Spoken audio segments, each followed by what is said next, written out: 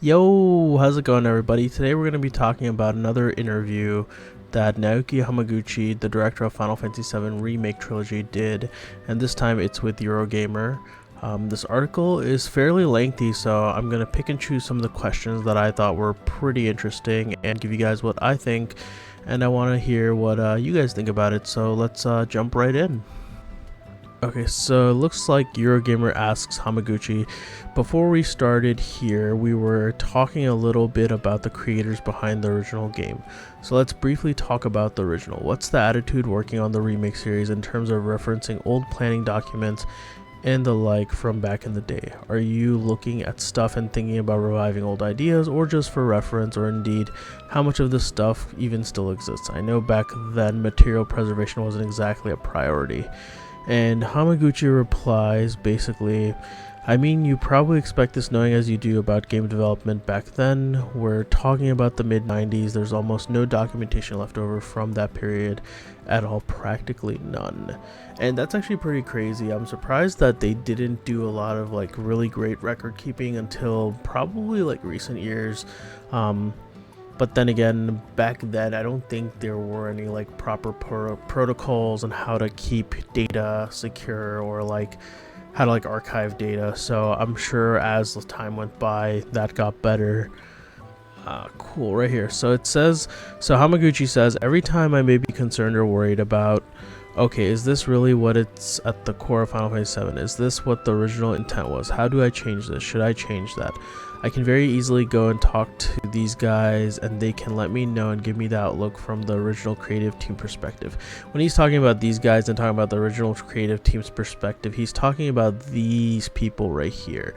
And that's Mr. Katase, Yoshinori Katase, the Final Fantasy VII director, Mr. Nomura, Tetsuya Nomura, Final Fantasy VII artist, Mr. Toriyama, Motomo Toriyama, Final Fantasy VII event planner, and then Mr. Nojima, Kazusuke Nojima, the Final Fantasy VII writer. They are the people who were like the OG team for Final Fantasy VII, and it says, and I'm guessing that Hamaguchi saying that if he has those type of questions, he just goes and asks them directly, like, hey, how would you guys be doing the story? You know, what do you think it would be like if we did it differently, or if we did it like this or did it like that, and basically asks them for feedback on what he's working on to kind of get their vibe, initial feelings of what the story should be.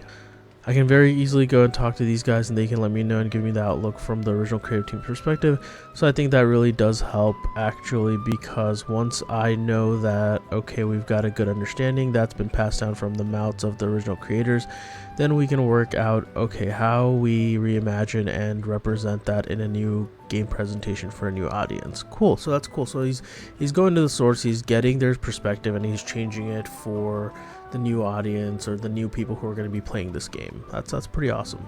Yeah, he says here, I think that it's perhaps one of the big reasons why it's been such a success, really.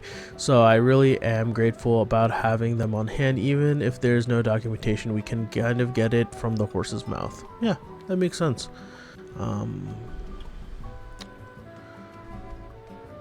Okay, so this question right here, and iteration must play a big role in that too, right? Especially with the story. I imagine you guys are adjusting and showing things around the team to make decisions about how far you're going to push something, how much you're going to change. And I know it's not something that you guys love, but one of the things about coming out on PC is you've got fans who go digging and discover bits left over from the early versions of scenes and like that. So in that spirit, I'm curious if you can speak on the level of iteration that you have to do on some of these important scenes.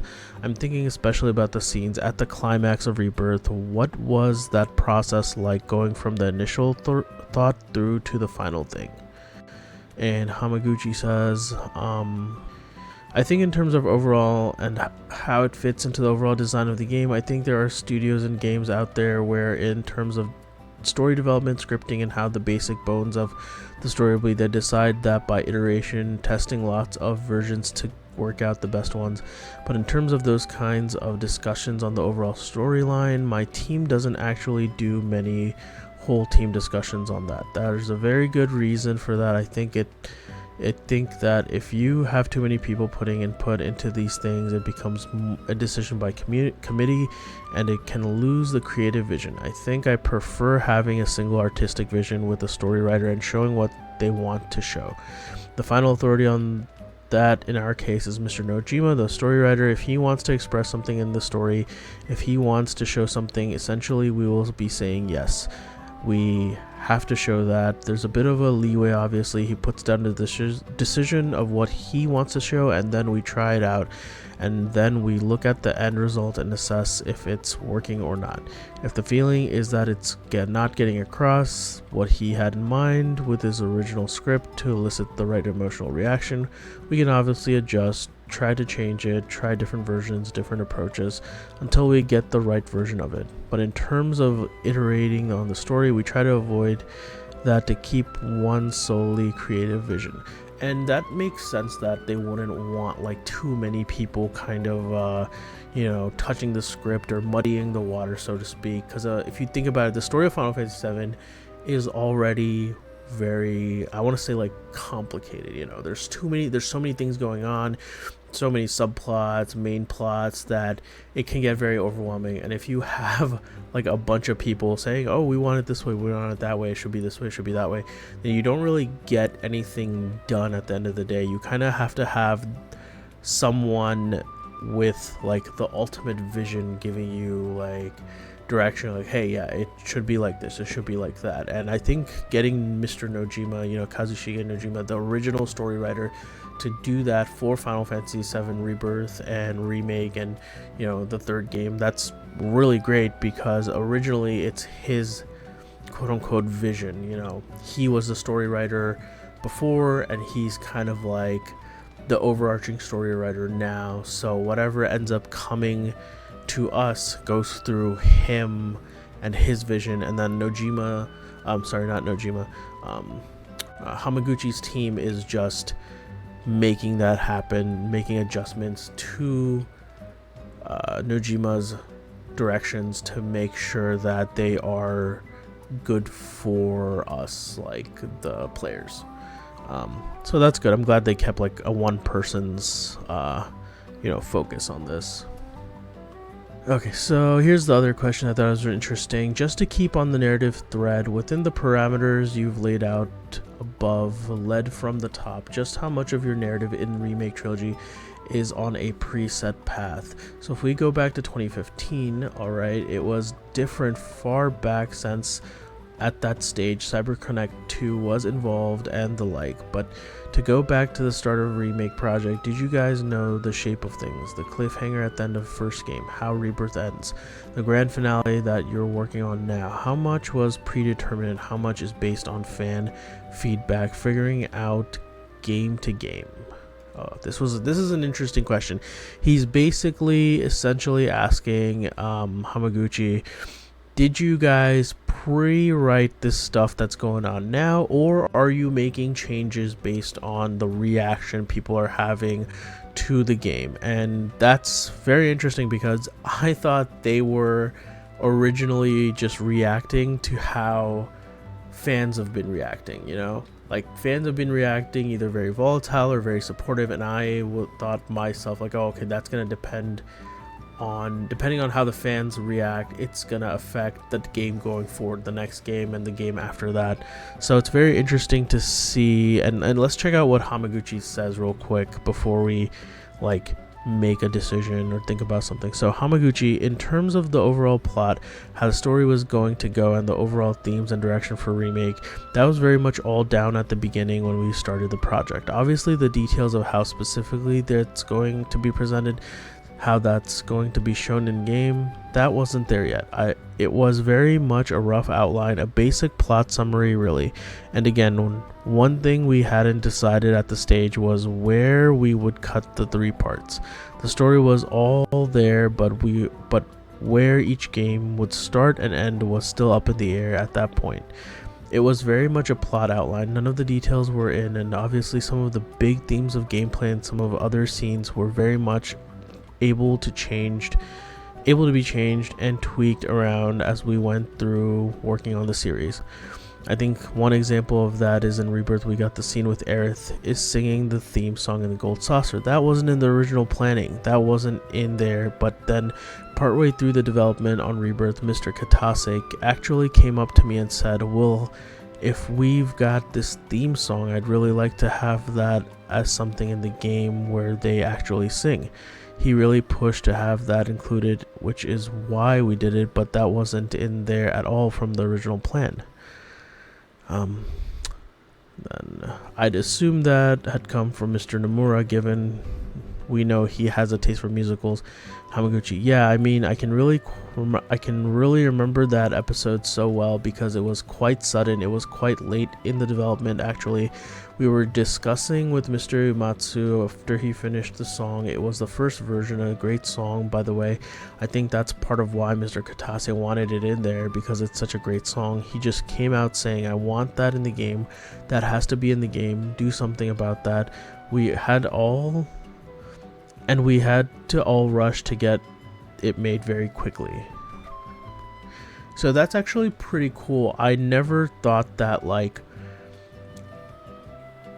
it's interesting that he mentions that those are some of the small changes that were made in the game, because when I played Rebirth, I could definitely tell that the singing part in the Gold Saucer was like put in there completely out of the blue. Like, it was like from left field that came in.